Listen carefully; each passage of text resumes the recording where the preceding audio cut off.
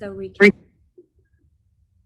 So today we are here to discuss what is it to be a sacred healer, and what does that even mean, and what do sacred healers embody in this world, and why are we needed? We are here. We have heard this call over and over and over again for years and years and years, and I know so many of you in here have heard this call as well. The time has come for us to step up and step forward in our sacred gifts. So sacred healers are those who are connected to the divine, who are working in connection with their healing energy and the divine.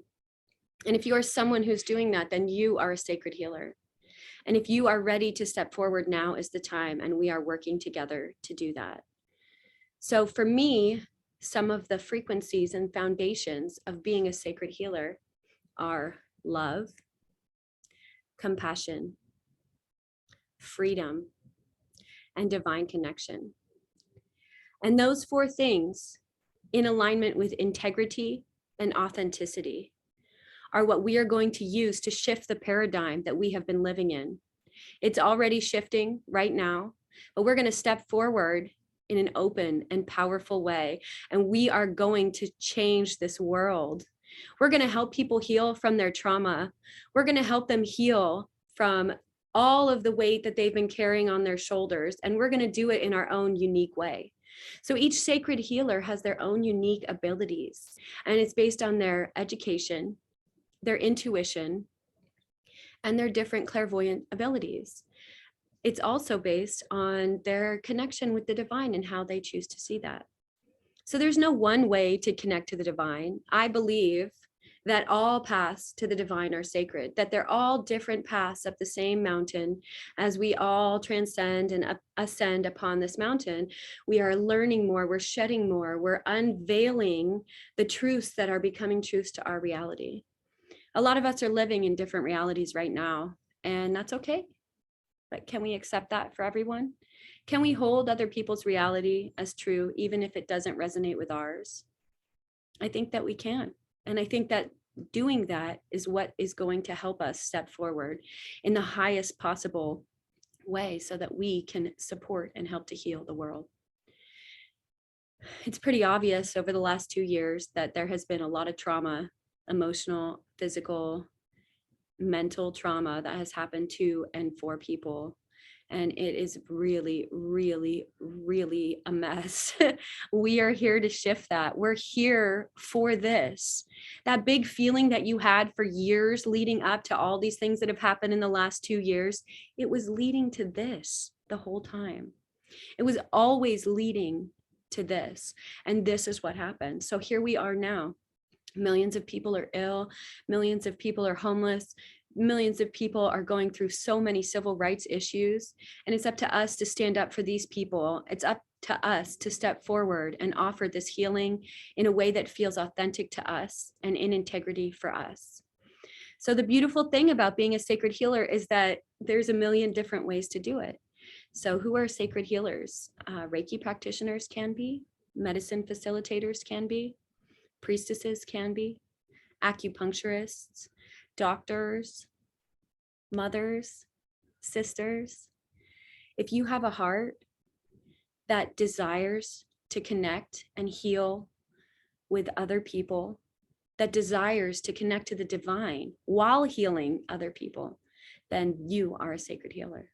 So if you are ready to go more deeply down the sacred path, if you are done just fiddling around with education, just learning things here and there, it's not enough.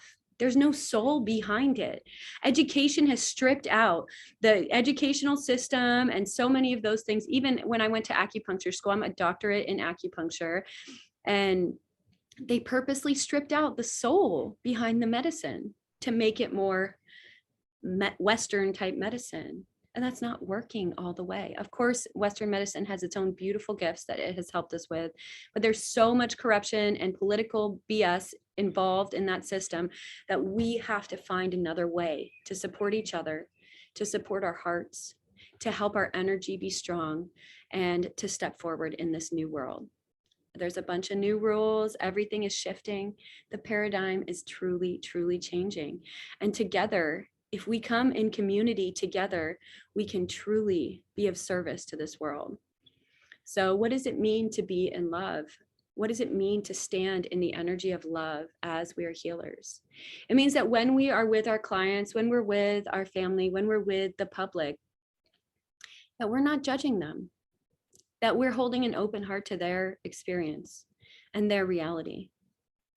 It means that we fill ourselves with the energy of love and use that to heal ourselves, to fill our energy, so that when we reach and connect to other people, that vibration raises up their vibration and helps them to have a better day.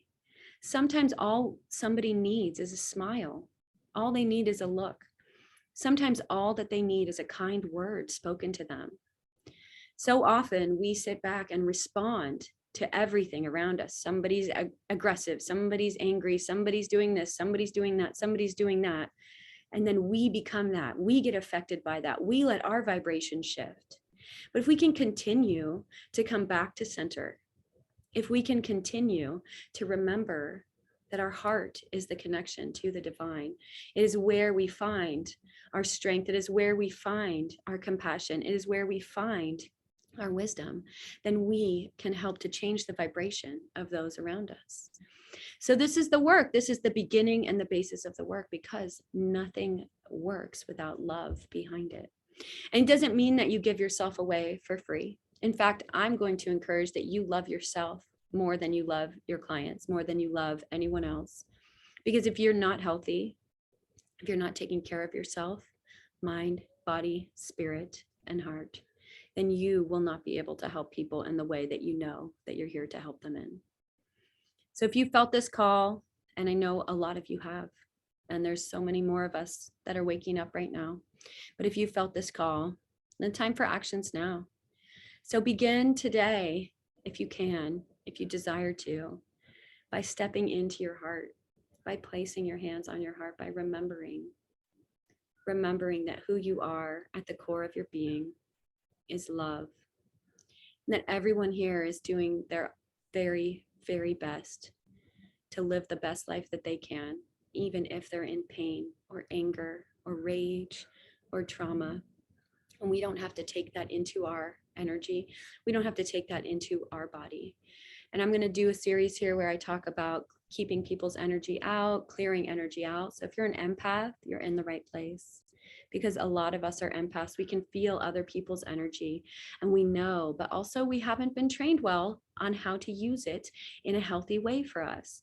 So if you're letting people's energy so deeply inside you that you feel like you're being attacked all the time, energetically attacked, all this kind of stuff, then you are not protecting yourself. You are not using your energy in a way that is balanced. If you are a Reiki master, if you're a shamanic practitioner, if you are a mother, if you are a sponsor, a sister, if you are someone who gives great advice, you're in the right place. A lot of us are neurodivergent and have probably slipped through the cracks. So that's something I'm going to be talking about a lot too. If you identify as a highly sensitive person and a healer, you're probably neurodivergent. And there's a lot that you can learn to help support you in those gifts, because it means that you have greater sensitivity to the world, to touch, to sound, to feeling, to emotions that you're exposed to, and to the people that you're around. And almost all the healers that I've taught and worked with have had that as one of their qualities, or is their qualities. So there's a lot here to unfold. And today I just wanted to come with an introduction to the work that we're doing here and the way that we're going to be stepping forward in the future. So this is a big passion of mine, as most of you know, and I'm here now. I'm ready. You know, I've had to do a big unfolding for myself in my own life. I went through a divorce and have shifted a lot in my life as I've stepped forward. And it was really scary and really painful. I went through a really dark night of the soul, and I will probably do a different live about that later. But I came through on the other side, and I'm stronger, and I'm more sensitive than ever. And I'm more in love with myself and with my life than I ever have been before. As somebody who is a priestess and a Reiki teacher and an acupuncturist, a life coach. I hold a lot of hats. And the one thing that's in common with all those hats is that I do healing work within all of those containers. And I always try to connect it to my intuition and to the divine. So here we have the Sacred Healers Collective. And I hope that you enjoy the space, and I hope that you will comment, post, that you will link up here with all of the other amazing sacred healers that we have here, and that you will keep this a truly sacred space for yourself and for others.